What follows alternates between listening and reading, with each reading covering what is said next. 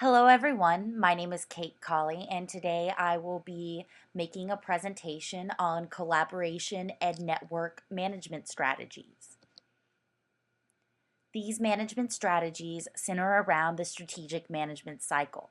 The strategic management cycle is a process that organizations should go through in order to strategically manage their organization.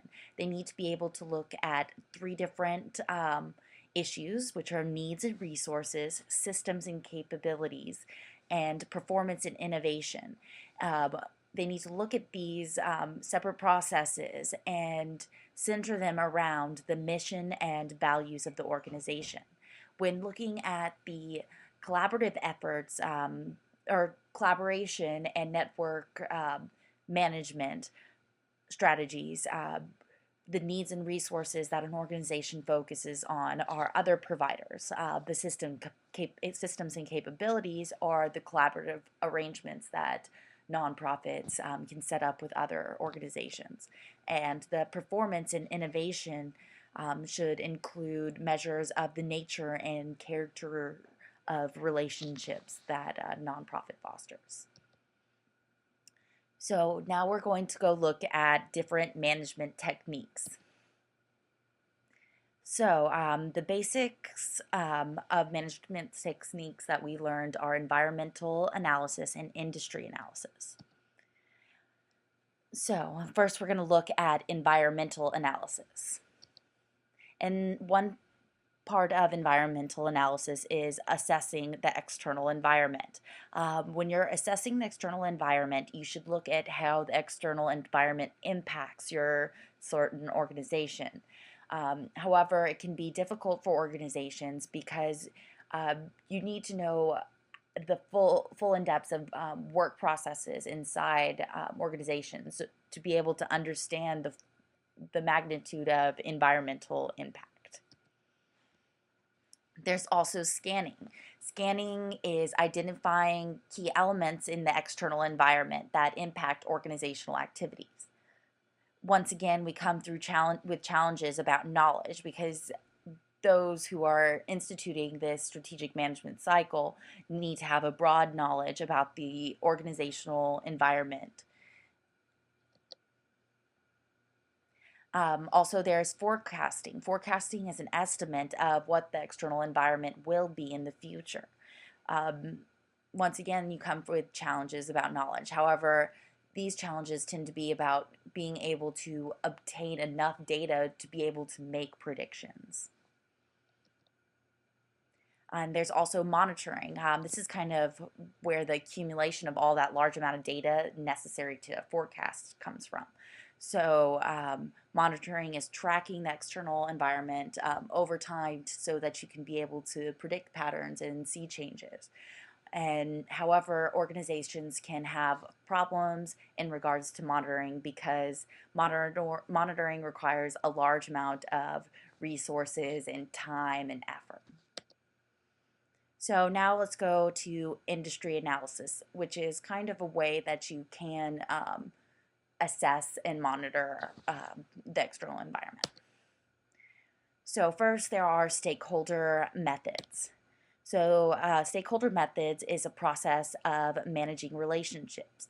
It is where organizations identify key players and specify their importance. And one way they can do this is using the power versus interest grid. You're able to group stakeholders based off of their kind of importance, based on the power and how much interest they have in the nonprofit organization. So once again, the challenge comes in regards to having this specialized knowledge to identify and classify stakeholders properly. So now we go to competitive analysis. Competitive analysis examines 5 different forces that drive competition and coordination. These are threats to entry, supplier power, labor funding, substitutes, and beneficiary power. After examining all these different elements, it gives organizations the possibility to discover what collaborations should be fostered. and maybe even which collaborations should be avoided. However, even though it brings up, um, it shows what kind of collaborations are possible. There is, or are possible. There's no how-to list on how to implement this collaborative effort. So even after you discover which collaborations and networks you want to build, it's difficult once you have to start building. So now we're going to go to the limitations of the collaboration management strategies. One limitation is that you focus so much on external environment and setting up collaborations that it can be easy to lose focus on the beneficiaries, who are the ones you're trying to make these collaborations to help in the beginning. You can also uh, lose a lot of control whenever you're setting up collaborations. If you set up too many, you can give away your power and end up having outcomes that are unintended. And finally, collaboration is a lot of administrative work. And as we've heard earlier in the class, that uh, nonprofits are expected to produce more on service production than administration. Okay, now we're going to go to our nonprofit example, which is Project Unity, which is a nonprofit here in town. So now we're going to look at the mission of Project Unity. So Project Unity is a nonprofit organization dedicated to service vulnerable Brazos Valley residents. Through community partnerships, Project Unity provides comprehensive family assessments, referrals, and assistance in obtaining appropriate services and resources for unmet needs.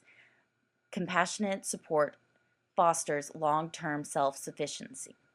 So as you can see, they say through their method, one of how they're going to be able to support vulnerable residents is through community partnerships. So that is how. So as you can see, the collaboration strategic management cycle or management processes would be effective for them. So how they've implemented their mission is by establishing partnerships with organizations all across the Brazos Valley, and they set up these partnerships and help citizens by kind of connecting the dots together and showing and providing family and community services. So some of the key challenges that they face are siloed funding and changing community needs. In regards to siloed funding, they receive a lot of support from HIV awareness and help like that in the community.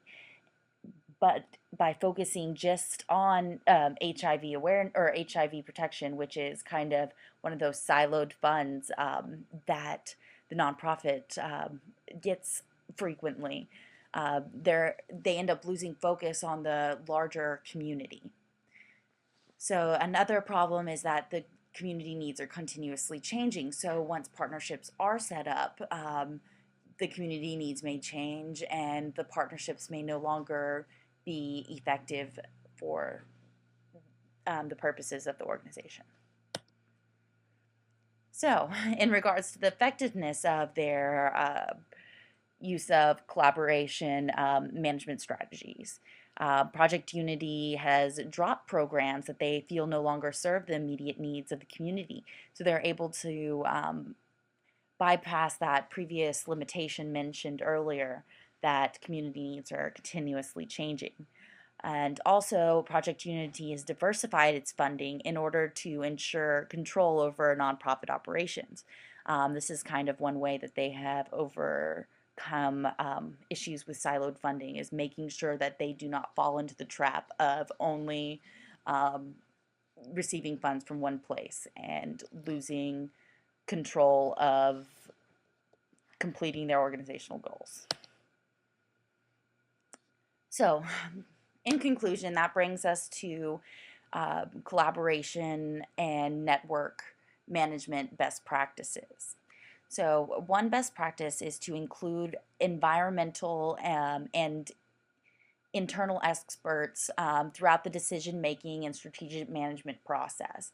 This way, you can get their um, high valued information that is necessary to effectively implement environmental or implement collaborations that are effective. Also, you should use the mission statement as an anchor when developing collaborative relationships. This will make sure that as the community needs are continuously changing, that you'll be able to maintain truth to your original mission. Also, despite your emphasis on collaborative efforts, you still need to maintain strict controls in regards to beneficiary satisfaction. So make sure that the focus doesn't stray away from those who you are originally aiming to serve.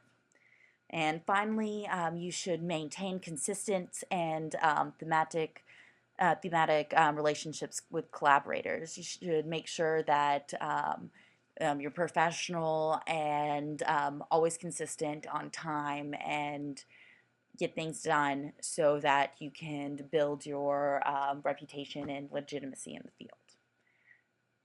All right. Thank you so much.